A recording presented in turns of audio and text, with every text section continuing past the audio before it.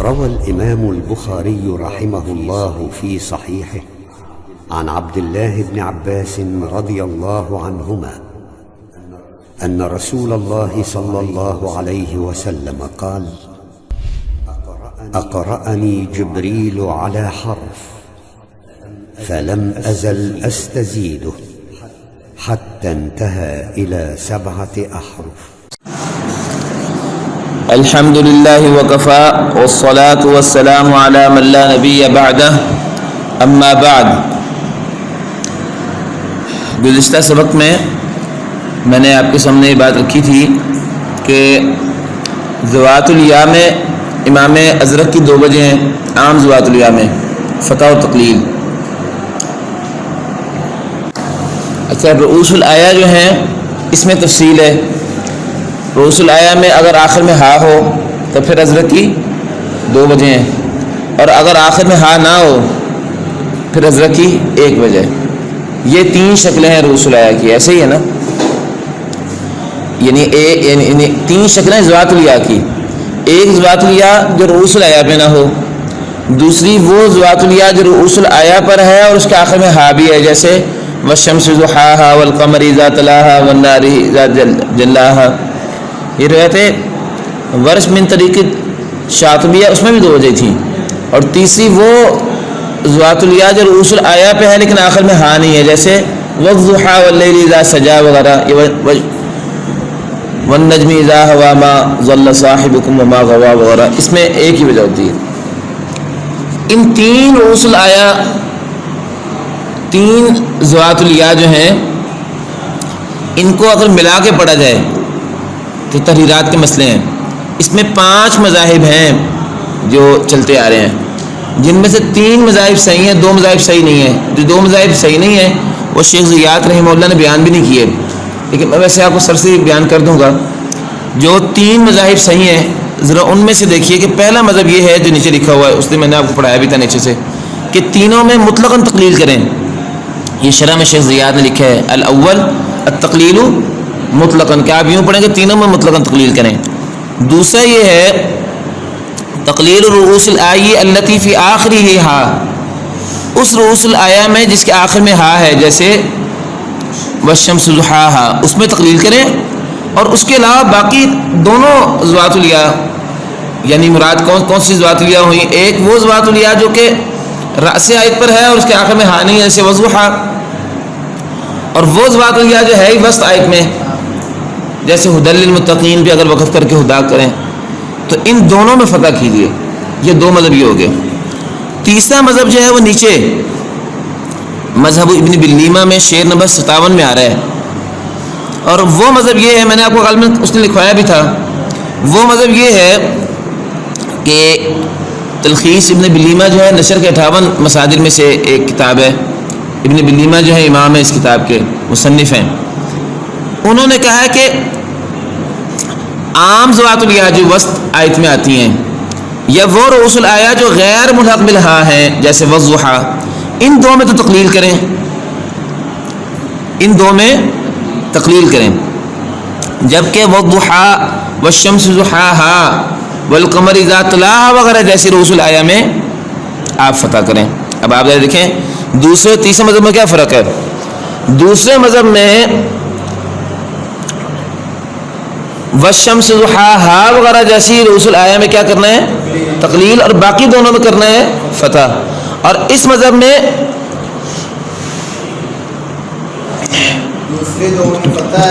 اس میں جو ہے جس کے آخر میں ہا ہے اس میں فتح کرنا اور باقی 2 میں تقلیل کرنی. گویا کہ دوسرے کے بالکل الٹا ہے، دوسرے مذہب کے بالکل الٹا. آپ دیکھیں دوسرے مذہب میں پیچھے کیا تھا کہ جس کے آخر میں ہا ہے اس میں تقلیل اور باقی دونوں میں فتح، اور اس میں کیا ہے جس کے آخر میں ہا ہے اس میں فتح اور باقی دونوں میں تقلیل. تو بالکل الٹ ہوئی نا دوسرے مذہب کے.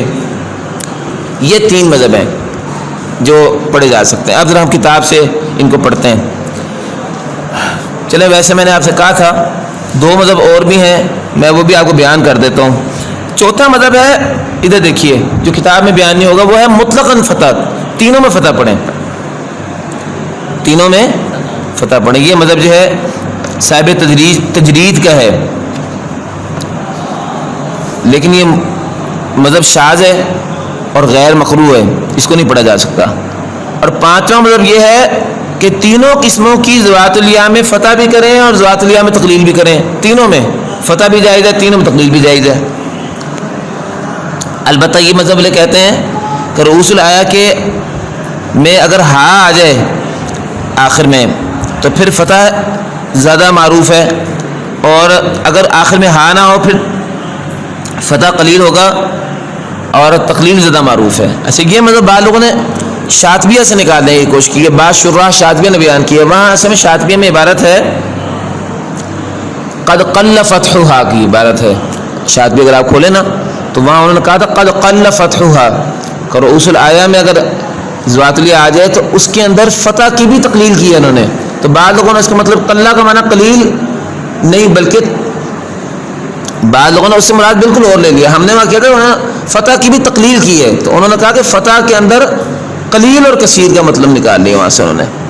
بہرحال یہ مفہوم غلط ہے جن لوگوں نے بھی نکالا ہے کہ دونوں مذہب ہیں، فتح تقلیل دونوں ہیں تینوں میں، اور اس میں جس کے آخر میں جو ہے ہا ہے اس میں فتح اکثر ہے، جس کے آخر میں ہا نہیں اس میں تقلیل اکثر ہے۔ یہ دو مذہب یہ ہیں، لیکن یہ دو مذہب جو ہیں مکروہ نہیں ہے، صحیح نہیں ہے۔ اب جو تین مذہب مکروہ ہیں اور صحیح بھی ہیں اب ہم ان کو پڑھتے ہیں ذرا۔ وقلل رؤوس الآئی مع کل ذاتیہ، آپ تقلیل کیجئے پہلا مذہب رؤوس الآئی میں مع کل ذاتیہ، اس کے ساتھ ہر ذوات الیاء میں جو رؤوس الآئی پہ نہ بھی آئے، گویا کہ پہلا مذہب کیا ہو گیا، تینوں ذوات الیاء میں آپ کیا کریں، تقلیل کریں۔ یہ ہو گیا پہلا مصرع، آدھا مصرع شعر نمبر 56 کا۔ اب دوسرا مصرع جو ہے وہ دیکھتے ہیں، وقلل رؤوسا، ترجمہ لکھنے ذرا، ترجمہ تھوڑا سا الجھا ہوا ہے اس لیے عبارت لکھنے ترجمے کے۔ آپ تقلیل کریں رؤوس الآیہ میں، لیکن آپ رؤوس الآیہ کے آگے بریکٹ میں لکھ لیں ملحق بالہا، یہ ابھی اگلے عبارت سے پتہ چلے گی۔ آپ صرف رؤوس الآیہ ملحق بالہا میں تقلیل کیجئے، غیر ما ہا بہ فلا، غیر ما ہا بہ فلا، سوائے اس رؤوس الآیہ کے، غیر ما سوائے اس رؤوس الآیہ کے،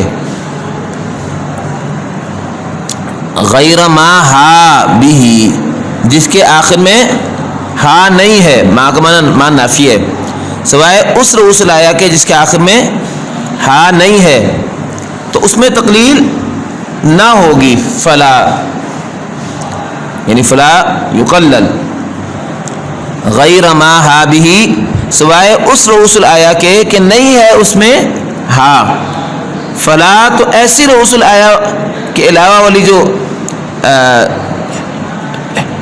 ذوات الیاء ہے نا اس میں جو ہے تقلیل نہ ہوگی۔ تو کیا پتہ چلا پھر وقلل رؤوسا سے مراد پھر وہ رؤوس الآیہ کون سی ہوئی، وہ جو ملحق بالہا ہے، اور جو ملحق بالہا نہیں ہے اس میں تقلیل ہوگی۔ اچھا، اور تیسری جو ہے جو ہے ہی وسط آیت میں اس کا ذکر ہی نہیں کیا، وہ غیر ما ہا بہ فلا کے حکم میں داخل ہے، ٹھیک ہے، یہ دوسرا مذہب ہو گیا آپ کے سامنے۔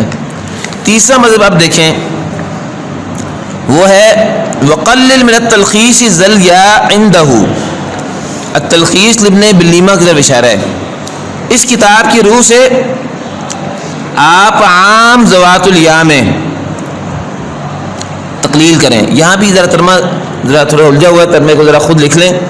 ترجمے میں یہاں لکھا ذل یا عندہ کہ یائی میں ان کے ہاں تقلیل ہے، یہاں یائی سے مراد عام ذوات الیاء ہے، اور وہ ذوات الیاء جو رؤوس الآیہ میں آئے اور غیر ملحق بالہا ہو، یہ دونوں مراد ہیں۔ یہ ہم کیسے نکال رہے ہیں، وہ اگلا سوا سے جو چیز آئے گی نا اس کے علاوہ جو باقی بچ جائے گی وہ دونوں چیزیں پہلے اسی میں آ جائیں گی۔ تو ذرا دیکھیں ترجمہ لکھ لیں، تلخیص ابن بلیمہ کی روح سے عام ذوات الیاء اور رؤوس الآیہ غیر ملحق بالہا میں تقلیل کریں، اور رؤوس الآئی غیر ملحق بالہا میں تقلیل کریں۔ یہ ترجمہ ہوا پہلے آدھے مصرے کا۔ سوا ما بھی ہا، سوائے اس رؤوس الآیہ کے،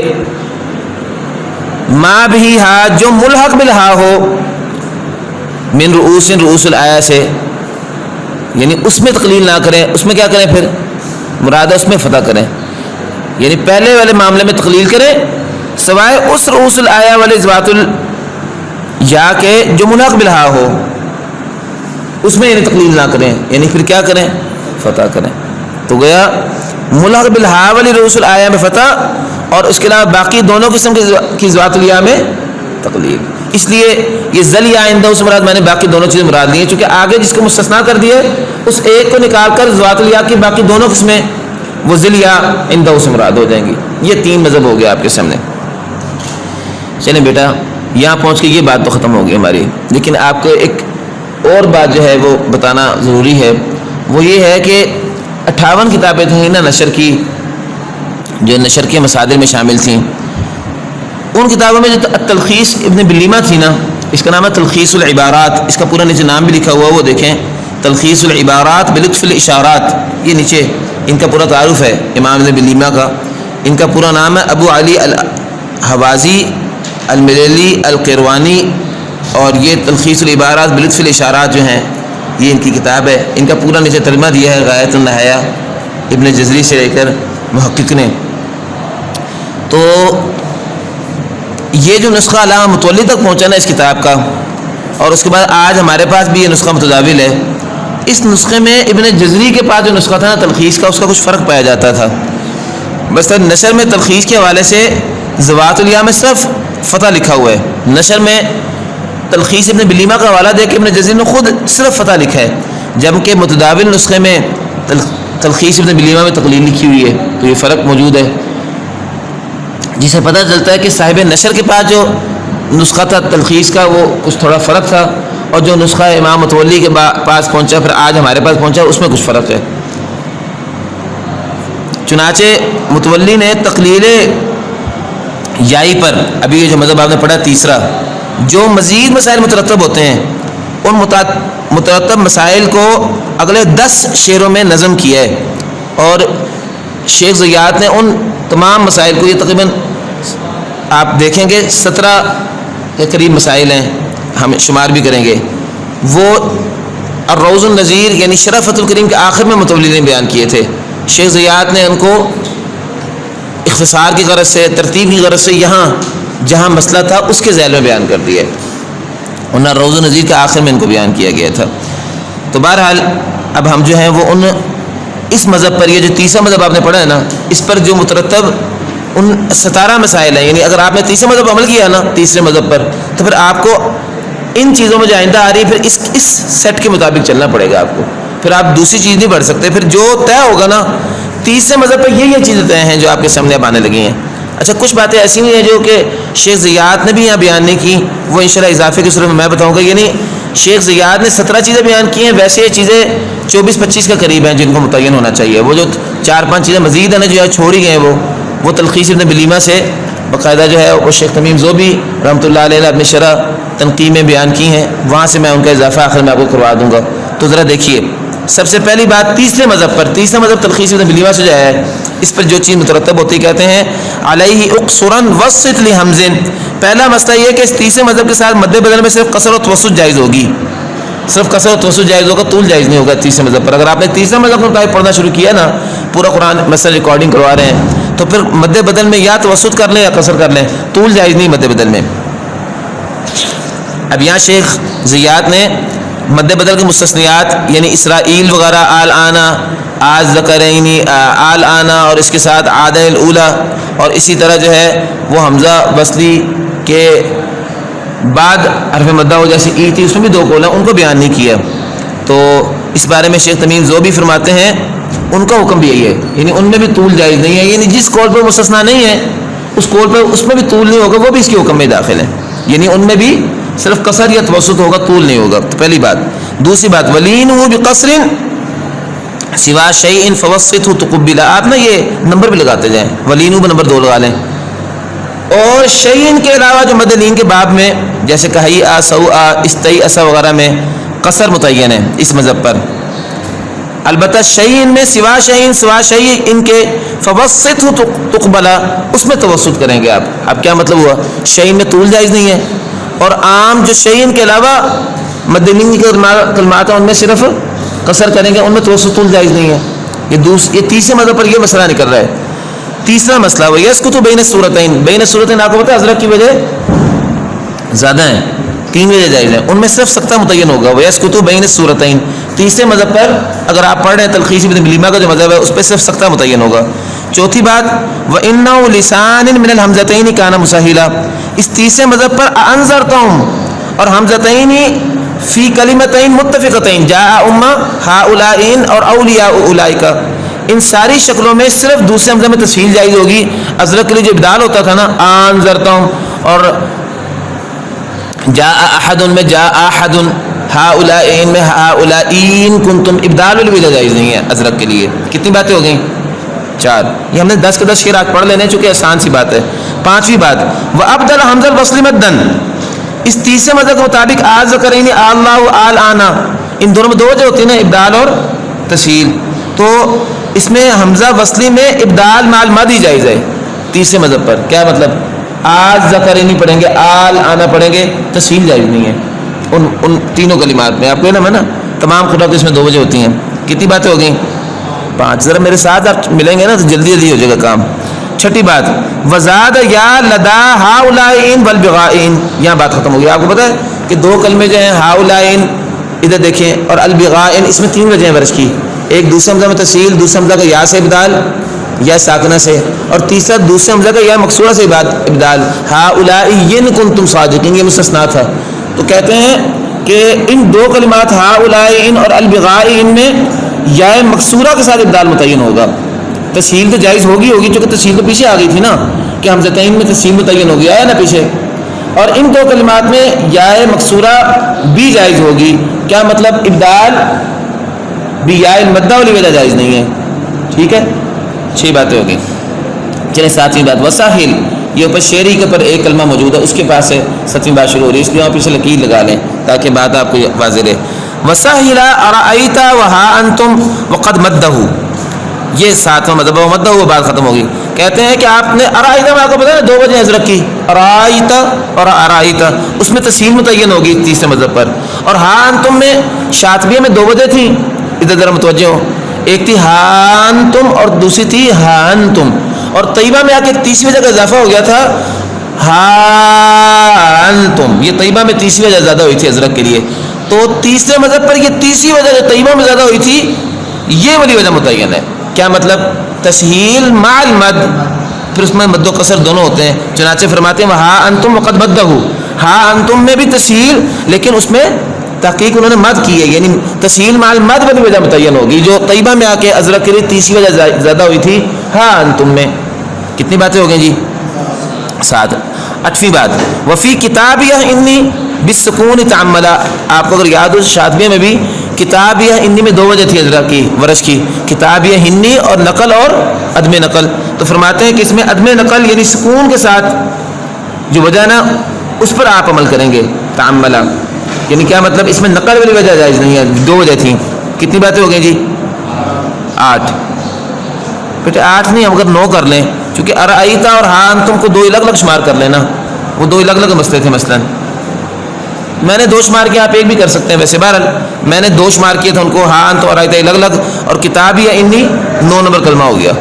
آگے ونون بادغامی کیاسین قد روا، اب یہ ذرا میری طرف متوجہ ہو، نون والقلم وما یسطرون میں یہ طیبہ میں 2 وجہ بیان کیے ہیں، اظہار اور ادغام، اس سے یاسین والقرآن الکریم میں بھی 2 وجہ بیان کیے ہیں، تو فرماتے ہیں کہ آپ نون والقلم میں بھی اور یاسین والقرآن میں بھی اظہار و ادغام میں سے صرف ادغام روایت کریں گے، ونون بادغام، اس میں صرف ادغام کی وجہ تحقیق ابن بلیمہ نے روایت کی ہے۔ یہ تلخیص ابن بلیمہ جس کی روح سے تیسرا مذہب آیا تھا، اس میں ابن بلیمہ نے اپنی پوری کتاب میں باقی پھر کیا کیا چیزیں بیان کی ہم اس کو طے کر رہے ہیں۔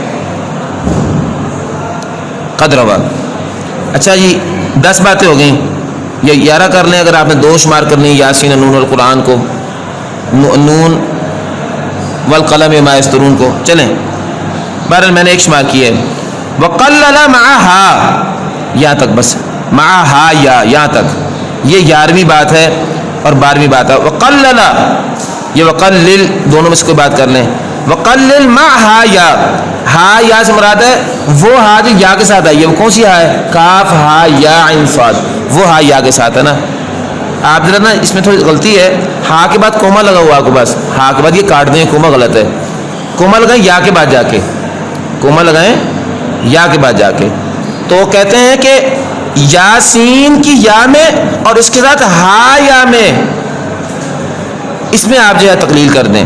یعنی امام ابن بلیمہ نے تیسرے مذہب پر پڑھتے ہوئے یاسین کی یا کے ہمراہ کاف ہا یا انصاد میں ہا و یا ان دونوں میں تقلیل کی ہے.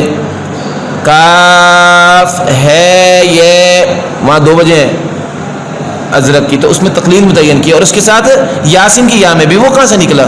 یاسین کی یا میں تقلیل کی ہے. عبارت دیکھو ذرا، وقلل معها، تو مع کا مطلب کیا ہے؟ پیچھے آخری کلمہ یاسین ہے، یعنی یاسین کو ملا کر ہا یا ان دونوں میں تقلیل کی ہے. تو یہ 2 باتیں ہو گئی نا، یاسین کی یا میں تقلیل اور ہا یا کی یا میں تقلیل. میں نے اس کو 2 شمار کیے ہیں، چنانچہ 11 12 مسئلے ہو گئے. چلے 13واں مسئلہ، وہا، یہاں سے 13 مسئلہ شروع ہو رہا ہے. وہا تحتہ میلا، میلا یہ کا ہا یا کے نیچے والی صورت کون سی ہے؟ ہا یا کے نیچے والی صورت طٰہٰ. اس طٰہٰ کی ہا میں ازرق کی 2 وجہیں ہیں بھائی.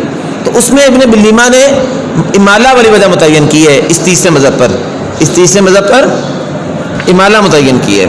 کتنی باتیں ہو گئی جی؟ 13.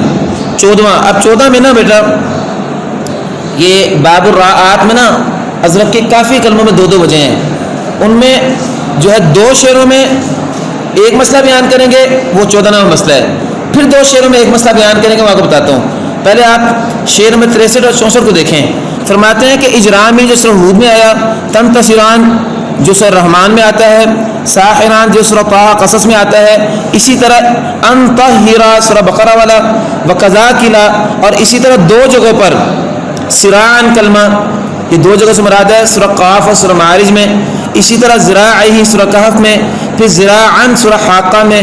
اسی طرح افتراءً کلمہ وہ بھی 2 جگہ پہ آتا ہے سورہ انعام میں. پھر مراءً سورہ کہف میں آتا ہے. پھر عن کا وزرک سورہ الم نشرح لک صدرک میں آتا ہے. پھر ولولا، اور وزرک کے ساتھ جو کلمہ ملا ہوا ہے وہ ہے ووضعنا عنک وزرک، وزرک کلمہ. بیٹا یہ کلمے بنتے ہیں 11، آپ شمار کر لو ذرا، ان کو دیکھ لو. اجرامی سے لے کے ذکر تک 11 کلمے بنتے ہیں. ان 11 کلموں میں طیبہ میں ازرق کے لیے 2 وجہ بیان کی ہیں.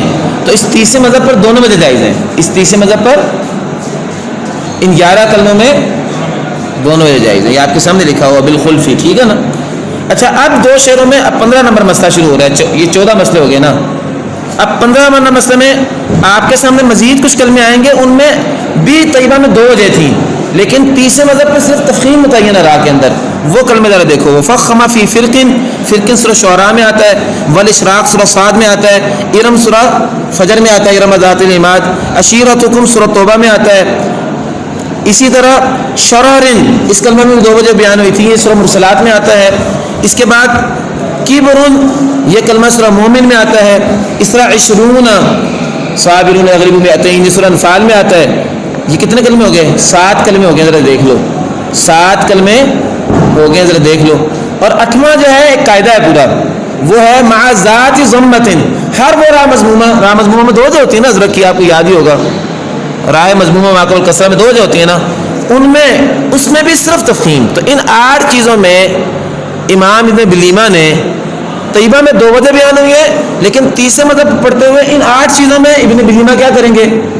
وہ صرف تفخیم کریں گے، ترقیق جائز نہیں ہوگی اس مذہب پر. تو کہتے ہیں مع ذات ضمت تلل یا کا خیر الرازقین تمثلا.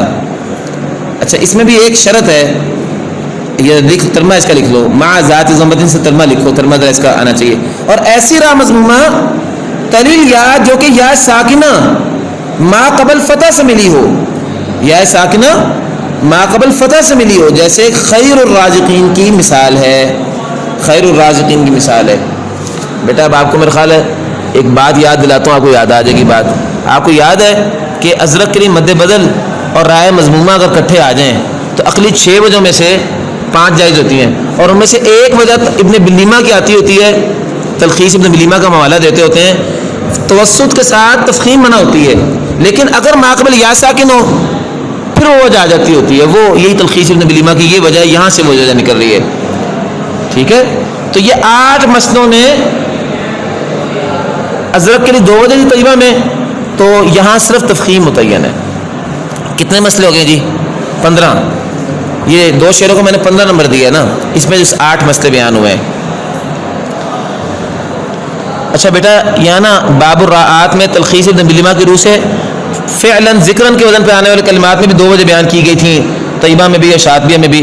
تو تیسرے مذہب کی روح سے امام ابن جزری اور علامہ ازمیری اور علامہ علی زبا وغیرہ کہتے ہیں کہ جو ہے صرف تفخیم متعین ہوگی. یہاں انہوں نے بیان ہی نہیں کیا. ذکراً جیسے کلمات میں بھی 2 وجہ ہیں، اس میں تیسرے مذہب پر صرف تفخیم ہوگی اور یہی راجح ہے. اگرچہ امام متولی نے ترقیق کو راجح قرار دیا ہے، لیکن شیخ تمیم زوبی کہتے ہیں کہ میں نے تلخیص ابن بلیما کو خود دیکھا ہے کہ ذکراً جیسے کلمات میں انہوں نے وہاں ترقیق کے بجائے تفخیم کو ہی مندرج کیا ہے.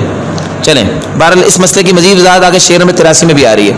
چلیں جی 15 مسئلے ہو گئے تھے. اب آخری شعر ذرا پڑھ لیں تلخیص ابن بلیما کی جو تفصیل چل رہی تھی. وغلظ لامات، اب باب اللامات میں ہم جا رہے ہیں، باب الرات ختم ہو گیا. لامات میں تمام لام جن میں 2 وجہ ازرق کی، کہتے ہیں کہ اگر آپ نے تیسرے مذہب کے مطابق پڑھا، وہ جو زوات الیاء اور رسول آیا میں اگر زوات الیاء کو جمع کریں تو فرماتے ہیں کہ تمام لام جن میں 2 وجہ ان میں تغلیظ والی وجہ متعین ہوگی، سوائے اس لام کے جو الف سے ملا ہوا ہو. یہ الف سے ملا ہوا لام قرآن میں 3 ہے، طال، فصالا اور یصالہ. اس میں ازرق کی 2 وجہ ہیں. اس میں بھی اس میں صرف جو ہے ان کا مذہب مختلف ہے، ورنہ باقی تمام لامات میں ازرق کے لیے تلخیص ابن بلیما کی روح سے تغلیظ ہی کریں گے تیسرا مذہب پڑھتے ہوئے، سوائے طالہ جو طٰہٰ انبیاء حدید میں آتا ہے، فصالاً جو سورہ بقرہ میں آتا ہے، اور یصالہ ان یصلح بینہما صلحا میں ازرق کی قرأت ہے یصالہ. اس میں بھی اس کی 2 وجہ ہیں. سورہ نساء میں آتا ہے، اس میں کہتے ہیں کہ تغلیظ نہیں ہوگی، گویا اس میں کیا ہوگی پھر ترقیق ہوگی. اچھا یہاں تھوڑی سی وضاحت پھر ہم کر دیں کہ متن کے ظاہر سے معلوم ہوتا ہے کہ طالہ، فصالہ اور یصالہ کے علاوہ باقی تمام مختلف کلمات میں صرف تغلیظ متعین ہے. یہی بات نہیں کر رہی ہے نا.